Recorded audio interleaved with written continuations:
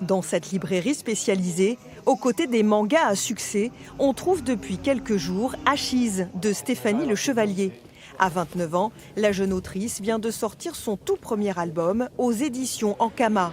L'histoire d'un jeune ramoneur qui doit sauver une ville envahie par les cendres. Ça fait vraiment plaisir de voir mon manga ici, dans l'une des plus grandes librairies de manga de France pour moi.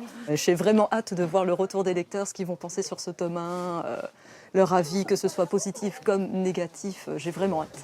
Stéphanie a été formée à l'EIMA, l'école des mangas de Toulouse, qui fête cette année ses 10 ans d'existence. Agrandir peut-être plus cette tête pour que ça fasse moins répétition, parce qu'ils sont à peu près tous la même taille. L'ancienne élève revient souvent donner des conseils aux étudiants. Je suis très contente de l'avoir rencontré parce que franchement j'adore son manga. J'ai du coup lu le tome 1 là il y a quelques jours et franchement j'ai hâte de la suite. C'est très rassurant de rencontrer quelqu'un qui a réussi dans ce milieu-là, surtout qui vient de notre école. Donc ça prouve que l'école fonctionne.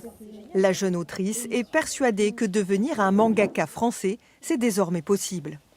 Le manga s'adresse à tout le monde, peu importe la nationalité, le pays, etc. Ça reste un genre. Tout comme la BD et le comics, les Japonais peuvent très bien faire de la BD ou du comics. Ça reste un genre que nous, on adopte et qu'on respecte les codes pour que ça devienne réellement un manga. Stéphanie Le Chevalier doit maintenant se faire un nom dans l'industrie très prolifique des mangas, mais elle réalise déjà son rêve, preuve que l'on peut percer dans le milieu ailleurs qu'au Japon. Mais ça fonctionne assez bien, je trouve que